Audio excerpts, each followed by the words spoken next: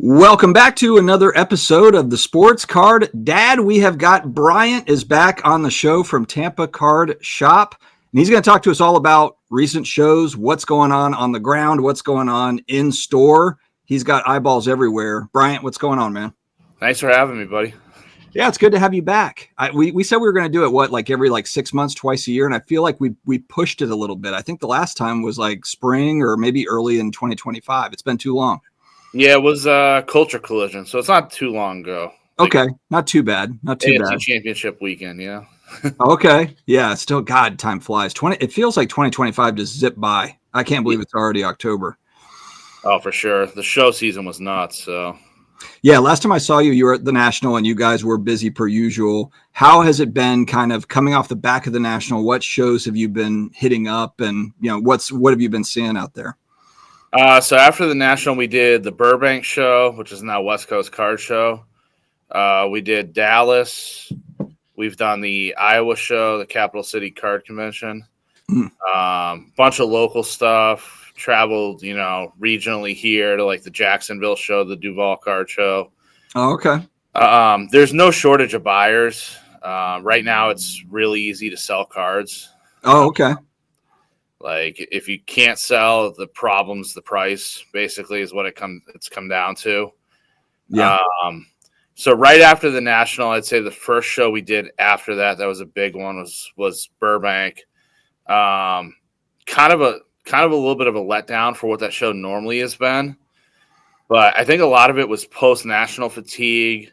The show, I think, was also too big. I mean, I'm seeing a lot of things with shows now where they're letting way too many people in as vendors, and it's not bad, but not everybody should be a card vendor just because you buy cards. I mean, everybody buys cards now. It's not really a special thing anymore.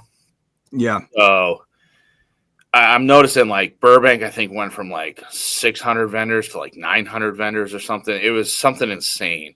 Wow. Okay. From a dealer aspect, that show just felt super watered down for what it normally was.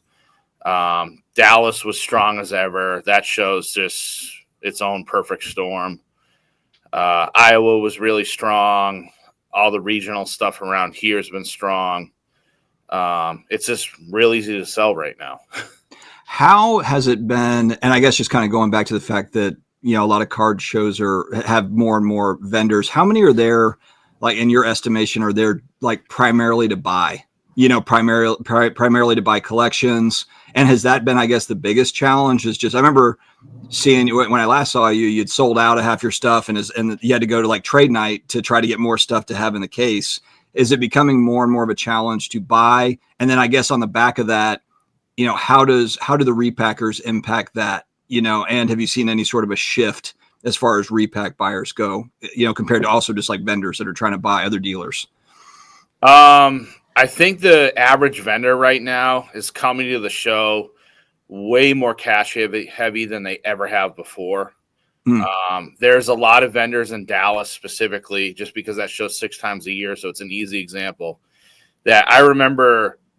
You'd go to them on a Thursday, you'd buy their stuff, and they'd give you a better deal because they brought no cash for them because they were card heavy. Okay. That's not happening anymore. There's no fear of loss of having to sell cards. They'll just take it to the next show. Because of that, prices aren't fluctuating like they used to. A lot of the bigger stuff, it seems like it only goes up. The right name seems to go up. Football's kind of that week to week right now. So yeah, if there's something I've noticed, it's vendors have more cash than they ever did 5 years ago. Interesting. Okay. And because of that, though, it's actually pumping more money around the room, but it's also hurting the walk-ups. I would say pound for pound, the quality of walk-up at a show is a third of what it normally is from the past few years. Now, obviously, we're in a bull market right now, so it's kind of expected. Now, are you thinking it's the walk-up is not as bad because it's diluted down, just meaning they come to you, but they've already hit a couple of other spots, or, they've already kind of shopped around a little bit if they're trying to sell cards to dealers? Is that what you mean? It's not so much that, it's just the quality of card. I mean, these big repackers, love them or hate them, they're holding our entire industry in their palm right now. Okay. Yeah, And is that still happening at shows where they're cleaning people out, and how are you they're seeing? they're doing it quietly because anybody and their brother can sell to them. I mean, I can scan stuff on a PSA app, build a list, don't even have to spreadsheet it, ship it out Monday. They wire me the money. It's almost too easy. You've got arena club. How many different groups are, because I think about, the arena clubs, the courtyards, the fanatics, as you said, Panini PSA's got the partner program that's buying, how many are, I guess, is there 5 or 6 big companies that are buying most of it, or is there a lot of also like mid-size repackers too that are doing their thing, or how does there's always going to be the mid-size repackers, your backyard, bleacher, all those guys are always constantly buying as well. But the big ones, I think a lot of the good inventory is going there. And the guys that do the like the virtual repacks, like your arena club, right? I don't think a lot of those cards leave their program right away. A lot of that's sold back to them. It does feel like that. Anytime now, granted, I've small sample size. I just watch people, like whether it's online or whatever, and it seems like they take the offer a lot of times. Yep. Yeah, I mean, we have guys in here that rip in here and they buy arena club packs and they're taking the buyback 8-9 times before they finally ship a card to themselves. Mm. So the more that happens, that card never goes back into circulation, and those guys are still buying. Arena Club wants cards as much as they can take in right now. Same with PSA. But the problem is it doesn't recirculate, so it's actually really hurting the quality of card that's walking up to your average vendor. That's really interesting. Do you think that, given we did hear that, well, I don't know if you heard that news about Whatnot is kind of cracking down on the type of repack or surprise box or mystery box on the platform. Did you hear about this? Yeah, I don't think that has any effect on the industry, though. You don't think it'll have any effect on like just like the buying and selling, or I guess the buyers for repacks? Not really, because I think people that are buying for repackers are moving it to these bigger guys anyway. I think all that's doing for Whatnot is cleaning up I hate to say it, but like the BS that should have never been on there. Right. I mean, if you knew the amount of times that's if anything, cleaning up the walk-ins that come to the store. Because the walk-ins that come to the store, the amount of times I've heard someone be like, hey, it's a LeBron James patch card that's worth $50. I'm like, oh, that's a good hit out of a repack. That's not bad. What'd you pay for the pack? Oh, $450. I'm like, on what? Oh, on Whatnot. Well, it's cleaning that up. It's not cleaning. Yeah. You know what I mean? Like the big names are actually pretty consistent. The values make sense. The guys that buy for them, I mean, we saw a lot to Arena Club, not directly us, but, through third-party channels. And, you know what they're looking for. They give you a list, who they can and can't buy. But now, on that note, are they buying variety, or is it like anytime I think of this stuff, I always think of like kabooms and downtowns, but I know that that's not the only thing that they care about. I mean, are they buying variety where they've got, I don't know, 80s basketball repacks or football or, whatever, or, 90s inserts or stuff, stuff that's not just kind of like the ultra modern case hit? Yeah. Oh, yeah. Yeah. All of them do it. I mean, Hit Parade's got, your Wayne Gretzky pack. That's just nothing but Gretzky cards. And, Arena Club's got its GOAT pack. Their GOAT list is very well curated of who is and who isn't. Like a guy that most people would put thinking, in a GOAT list would be like a Bo Jackson, right? He's kind of like everyone's childhood favorite hero. Technically, he's not a GOAT, so he's not on the list, right? Right, yeah. But Hit Parade's got a Bo Jackson box. Right. So they're all buying similar stuff, but it's different enough that they're all helping each other in the same way. Just because Arena Club won't take a card doesn't mean Hit Parade can't take it, doesn't mean Courtyard IO can't take it, all that. I mean, can a store like yourself or a dealer, I mean, anybody basically, and maybe the answer is kind of what you've been seeing, just buying cards from folks at 70, 80%, turning it around to, an arena or whoever, and I'm sure they probably pay 95 or 100% a lot of times of recent comp just because they can. Well, so I know that they don't necessarily, they will take a hit on that margin because of what we talked about with the churn and being able to use the same card kind of over and over again. So I'm sure that their margins, even if they're buying 100%, if that card, if they're having people take the buyback, a few different times on the same card, then I'm sure that probably helps all the margins kind of work out. And then of course, and then the price of the boxes and all that stuff, it's all built in. Yep. I mean, they want you to take the buyback. That's why it's there. Yeah.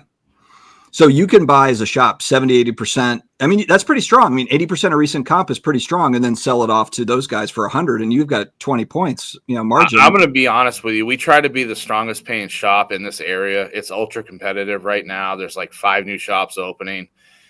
Florida itself is getting pretty saturated. We can't buy anything at 70% anymore. Maybe if it's like total junk, but if it's something quality, the first number that we throw out is usually between 80 and 85. Yeah. There's times we're paying 90, 92. Well, that speaks to that's wild liquidity. I mean, think about just the history of the hobby. And granted, I haven't been around forever, but I'm thinking like when I was, 1990, trying to get any liquidity on anything, there was zero, liquidity on anything going back in time. If you were getting half book value, you were good back then. Oh yeah. Yeah. That was amazing. Yeah. That was amazing. Yeah. If you were getting 50 cents on your dollar card, you were very happy. And really dealers would just trade you packs. If you got like the Bo Jackson, rookie, or the Don Russ, Jose Canseco, they'll just give you, 10 packs, 15 packs for it, or something. 100%. Totally different world. That's really interesting though. Cause I know that I'm not a stranger to the fact that repacks are kind of running the world right now, but I didn't realize it was to that extent. And you're still seeing that even the shows that you've been at recently. Yeah. I mean, it's not as in your face as it was. Neo obviously calls them like the Post-it note brigade. You're not seeing a ton of that, but it's very obvious when someone comes to your table and they're clearing 4 and 5 downtowns and they're taking a bunch of RPAs and, case hits from baseball. That's not going to collectors. Like, a collector coming up buying a Brady rookie, that's one thing. But majority of these case hits, downtowns, kabooms, all that, color blasts, those are just cycling the water. That's why the margins are so low. So our repack, and I assume they probably have a lot of these deals worked out and they kind of come to the show and pick up the cards, type thing, is that how it works a lot of times? Spreadsheeting's huge. Everyone's got their own system now, but I'm seeing more laptops at shows than I've seen in 10 years. Everybody seems to have a laptop because they're spreadsheeting in their room at night. It's wild stuff, man. It's wild. So what else about shows? Anything other that's on your mind, I guess, an improvement point, or just challenges that you're seeing? I think it's because we can talk about bull market and crazy sports card market, but I also want to throw in things that you're seeing that maybe could be better or maybe just challenges you're running into. 2 things from kind of like an etiquette aspect I've noticed that is becoming more and more relevant. Like I really started seeing one of them at the National, and I don't know if it's I don't know who's teaching it. I don't know where they're watching it because no one I watch tells people to do this. But, as dealers, we price cards. Like I fly into Dallas on a Thursday. I usually don't set up till Friday at like 2:00. But that Thursday night, I'm pricing cards literally from 9:00 at night till sometimes midnight, 1, 2:00, just to make sure we're updated. Like, I don't want to put a $600 card out at $1,200 and get told, "Can you do better?" 38 times during a show. It's just not why I'm there. So, we're updating pricing, everything. I'd say most dealers follow that same type of thing where they at least look at their cards before they go to a show. The first question that we're getting asked, and I could put a $1,200 card out for $600, and the first thing someone's still going to ask me is, "What's the best I can do?" Yeah. And I don't know who started this. It's becoming really, really bad, and it gets old so quick to the point that, like, I've seen some dealers just blow up on people for it. But it's like, dude, I didn't spend 12 hours pricing my cards to have that be the first question. Make an offer. And if you knew the amount of times I've said, "Hey, I'm open to offers," and then the offer never comes and they kind of walk away awkwardly, it's a way higher percentage than you would think. Yeah, I can understand that. But at the same time, that's kind of the negotiation game. It's like whoever speaks first loses, type thing, to where, Or so what'll happen then is they'll just lowball you. Like if you're not gonna, if they say, well, what's your best, and then you're like that, like there it is, like it's on the sticker. Then they're gonna say, what about 800 or whatever, 700 or whatever, And I guess but at least there's a talking point then, though. Yeah, if they're just if they're not going to say anything about, if they're not going to try to negotiate, then that kind of sucks. It just feels like they're just trying to get something for free or whatever, trying to get something for 80% off in a market that's just not, that this isn't the right market for that. Maybe in 2015, but not today. Yep. And then the other thing I'm seeing has to do with walk-ups, and I'm seeing it so much too. People bring stuff up. You'll put a stack of stuff together and be like, do you know what on these 10 cards you were looking for? Oh, I have no idea. And it's like, no, you have a clue. Mm-hmm. You didn't drive to the show. You didn't pull the card and put it in your case and have no clue what it's worth. There's no way. So it's just something we got to get better at as a community. It's wasting time, and unfortunately, it shows right now. Time's kind of everything. How often do you, when someone walks up and they've got their Pelican case and they've got 40 slabs and they pull them out, how many times do you, maybe you want 20 of them, but the other 20 you're like, I could give it or, not take it, whatever, be fine.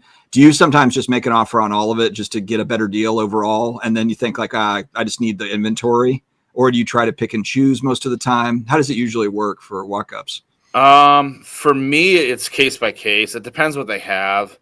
I mean, I hate to say it, but if it's a bunch of Anthony Richardson and Will Levis, I can't move that stuff right now.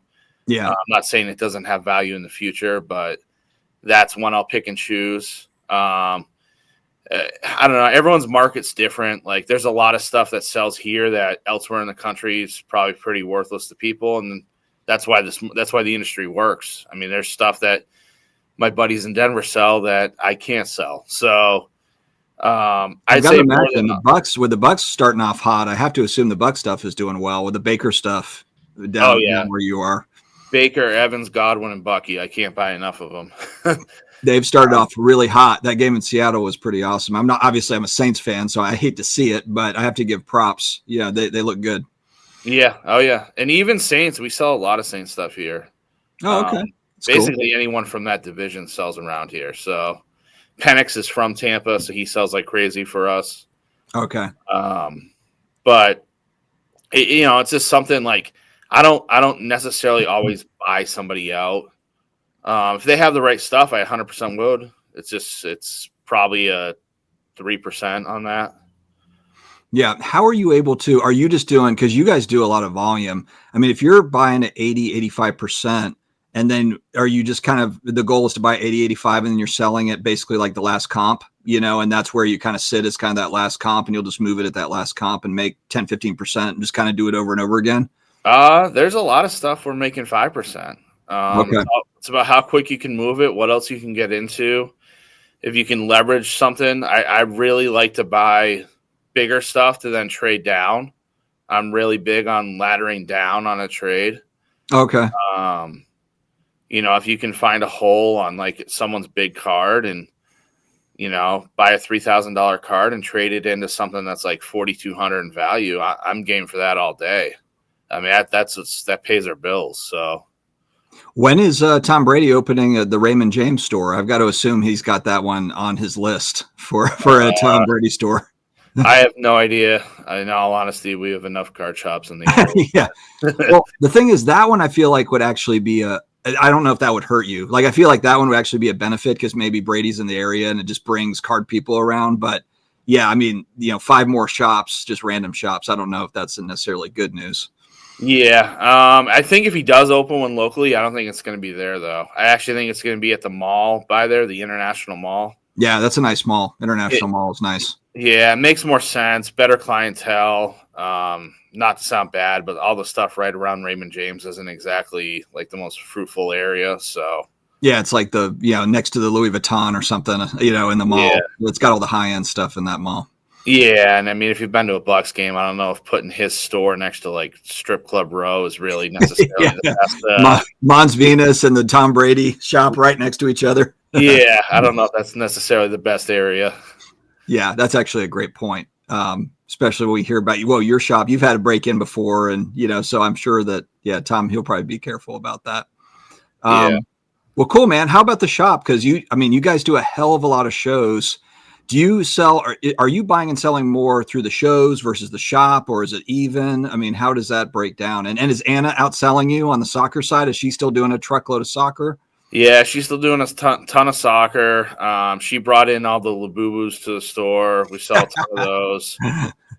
She's very big on like what the next big thing is. I'm terrible at that. I just kind of stick with what I know. But I would say majority of the stuff we sell a lot of high end. Like in all honesty, the stuff we're bringing to the shows now is mostly like $500 and up stuff. Mm. Or stuff that just doesn't work for us, like in the shop, and we'll take that stuff with us as well. But in store, we sell probably our most inventory.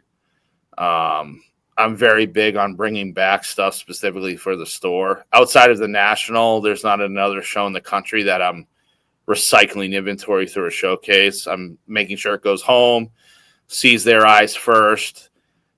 We post all of our new pickups literally like every 2 days on Instagram. So we have a very loyal, the second we open, guys are kind of knocking our door down to buy whatever's new. Wow. We have a system where we have like a 30-day tracker on stuff now.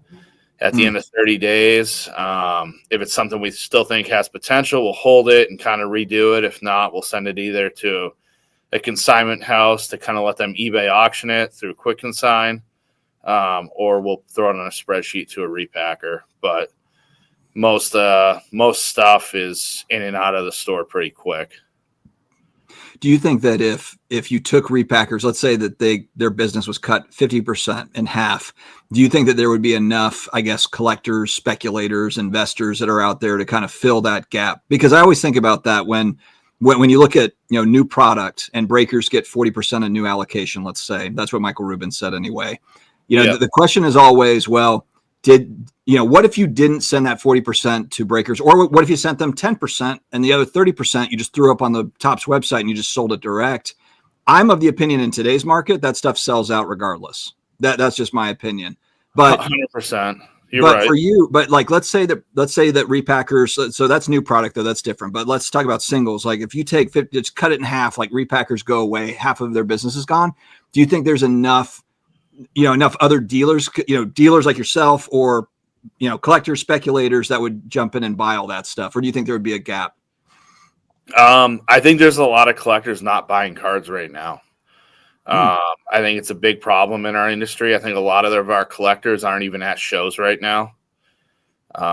Everybody at shows seems like they're a flipper, whether that be repacking, doing their whatnot channel, all that. But I personally think, and this is just my opinion, I have no numbers to base it off, but I think majority of collectors are actually the guys buying like eBay auctions, story sales on Instagram, Facebook sales. I think a lot of collectors are kind of buried there right now because in all honesty, I think they're going to shows, and another major problem with shows right now is guys are getting cleared out before the doors open. Right. It's to the point in Dallas now. If we're not on the 5 a.m. flight out of Tampa and I'm not on that show floor by noon, I've lost thousands of dollars from a potential buying standpoint.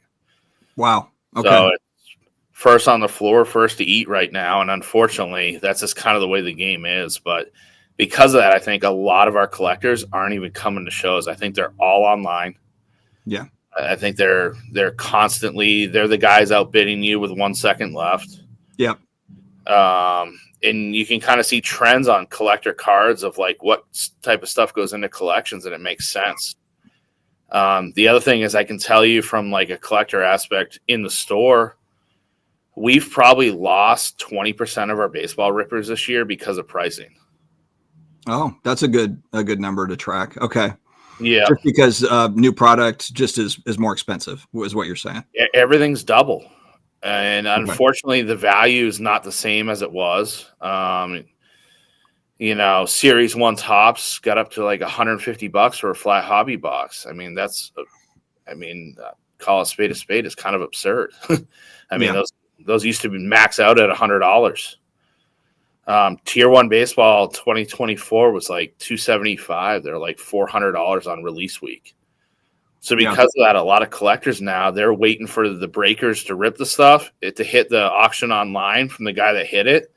And you'll see the singles 3 weeks later kind of get a little bit of a resurgence. That's the collectors buying it. That's them coming in. They're not necessarily off the rip on it anymore.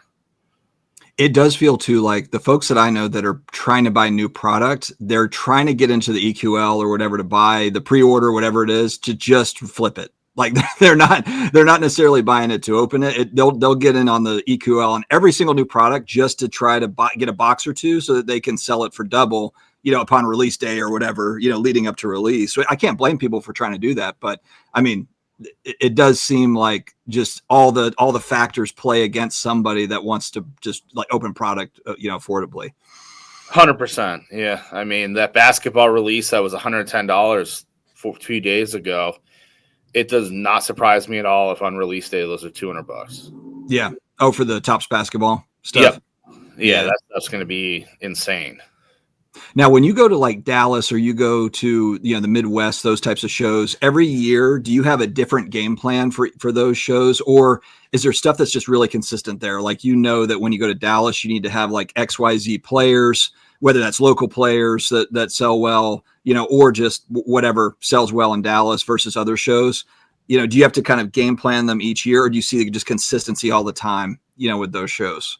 Dallas is very seasonal. It's basically you just got to play ahead. Obviously, the September show is always week one of football. If you're not going there with a ton of football in September, you're kind of shooting yourself in the foot. November show will be right after the World Series. So anyone that was hot in the World Series is usually pretty big. The January one is kind of just the one that's the most insane every part of the year for a Dallas show. March is spring training, so all your guys that are hot in the spring, all your prospecty guys. And then, May, you're at the start of baseball, whoever's doing well to start the first 6 weeks. And then the National, I don't really go to the July National necessarily trying to sell cards, more just there to buy at that point for the National. But now, do you guys do are you trying to time up grading with a lot of this stuff, or do you typically just buy already graded cards and then I'll bring that to Dallas in 4 months, or something, or do you grade thinking like, all right, I need this back in 2 months, so I'm going to PSA Express or whatever, or this can go bulk because I'll sell it in 6 months or whatever, depending on the timelines. I've always bought with the theory, if I'm going to lose money where it's sitting at PSA, I'm doing something wrong. Okay. Like, perfect example, I graded a ton of Nick Kurtz in January of this year. It got sent out. He got called up, I think, second week of the season, and no one kind of saw it coming. Like, we didn't know if he was going to break camp, any of that. Obviously, the A's aren't necessarily known for starting their players' time clocks early because they're usually like a cheaply run organization. He got called up, I think it was like week 2. And I remember I was actually on a cruise and I was like, damn, I sent off all that stuff and I'm going to miss my window. And, he got called up, was actually kind of awful for like 3 weeks. All that stuff started to kind of come back. And I was like, man, now it's too low to sell. He gets this little minor injury, comes back and literally takes the MLB on storm from there on out through the rest of the year. Oh, so it worked out. It worked out, yeah. So for every time you think you're losing with it sitting at PSA, there's wins too. Like there's times, we've sent off Pokemon cards that, I sold 3 Bubble Mews at the National for $800 a piece. They're like $2,800 or something now. Like, who knew? You know what I mean? But there's times that it's like, man, I'm glad that's still at PSA, or man, I'm glad that was back. Like, so when I grade stuff now, my process is whatever happens. You bought it hopefully at the right margin that, fate's going to happen with it. Yeah. And to that point too, I don't know if a lot of people realize, but a lot of people do realize, but you can send 20 cards. And if you get 5 PSA 10s on certain cards, a lot of times that's a profitable submission. Even if it's 5 out of 20, it come back as PSA 10s. It's like the 10s always pay for everything else. Yeah. It feels like I've had it where the gem rate's just really, really bad. It also depends on the type of card too. It might be a card that's just a rare card. You don't really need a 10 on it. You just need it in a slab, and then it sells a lot better. So Yep. yeah, there's a lot of nuance to that game, but that's Like cool. I can tell you, I do a ton of 90 stuff, like refractors, all that type of stuff. If you're not sending that bulk service right now, you're making a huge mistake. Very interesting. All right, man. Well, hey, we're at 32 minutes, so we're going to wrap. But how can people find you? They got a collection to sell. They got cards to sell you at 40%, like it's 1990. Where can they find you? What's the best way to reach you? So we're Tampa Card Shop. We're on Google. We're on Instagram, Facebook, Tampa Card Shop. And then my personal one is Tampa Card Shop Bryant. We're constantly buying on both ends. We're buying at the store constantly. We're at every Dallas show, every Burbank show, national. What's the next show coming up for you? Dallas in November. I might do Nashville in October. I just don't know. We've flown so much lately. I just don't know if I can bring myself to get to another airport. Yeah. You guys do you do Chantilly or Philly? No, I actually used to do Philly back in like 2014, 15, and 16. I lived out in the Scranton area, so that was an easy show to do. Oh, yeah. It's a great show. I mean, obviously, it's mostly vintage, known for that. But Northeast shows are great. I grew up going to the one, what's it called? The Shriner show in Boston area. So, yeah, those shows have a special place in my heart. I just haven't had a chance to do them since we've been here, and the store's been so busy that getting to an airport's tough as it is for us. Absolutely. All right, man. Well, thanks for joining us for another episode here. We'll make sure it's not 8 months next time or whatever. We kind of went a little bit further than we wanted to, but I'll have you back on again. Probably let's try to do it like first of the year. Like let's do it in the next like 90 days to see where we're at, kind of a January State of the Union. Sounds good to me. I appreciate it. All right, man. We'll talk to you later. Have a good one.